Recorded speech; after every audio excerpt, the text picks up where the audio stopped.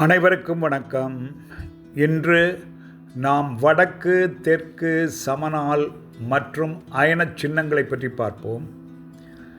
ஜோதிட ராசி சக்கரம் பூமத்திய ரேகையில் அமைந்துள்ள நிலைப்பாட்டின் அடிப்படையில் வடக்கு மற்றும் தெற்கு என 2 பிரிவுகளாக பகுக்கப்படுகிறது. வடக்கு மற்றும் தெற்கு ராசிகள் முதல் 6 ராசிகள் மேஷம், ரிஷபம், மிதுனம், கடகம், சிம்மம், கன்னி இவை வடக்கு ராசிகள் எனப்படும். ஏனெனில் இவை பூமத்திய ரேகையின் வட பகுதியில் அமைந்துள்ளன. மீதமுள்ள 6 ராசிகள் துலாம், விருச்சிகம், தனுசு, மகரம், கும்பம், மீனம் இவை தெற்கு ராசிகள் எனப்படுகின்றன. எனவே இவை பூமத்திய ரேகையின் தென் பகுதியில் உள்ளன.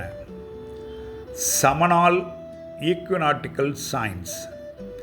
சமநாள் ஈக்வினாக்ஸ் என்பது பகல் மற்றும் இரவு சமமாக இருக்கும் நிகழ்வை குறிக்கிறது.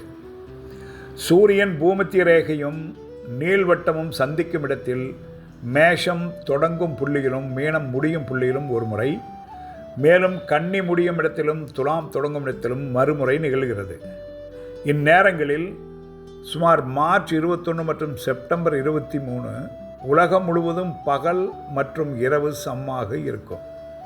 அதனால் மேஷம் வசந்த சமநாள் ராசி என்றும் துலாம் இலையுதிர் சமநாள் ராசி என்றும் அழைக்கப்படுகின்றன.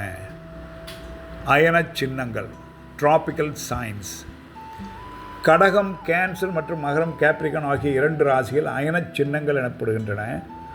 சூரியன் கடகம் ராசிக்குள் நுழையும் போது சுமார் ஜூன் 21 அது வடக்கு அயனம் சம்மர் சால்ஸ்டைஸ் எனப்படுகிறது.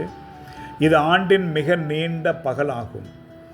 சூரியன் மகரம் கேப்ரிகான் ராசிக்குள் நுழையும் போது சுமார் டிசம்பர் 22 அது தெற்கு அயனம் வின்டர் சால்ஸ்டைஸ் எனப்படுகிறது.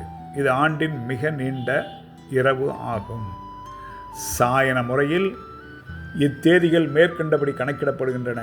ஆனால் நிராயன முறையில் இத்தேதிகளில் சிறிய வேறுபாடு காணப்படும். இத்துடன் இந்த தலைப்பில் உள்ள செய்திகளை முடித்துக்கொள்வோம். இனி எதிர்வரும் எபிசோடில் சந்திப்போம். நன்றி, வணக்கம்.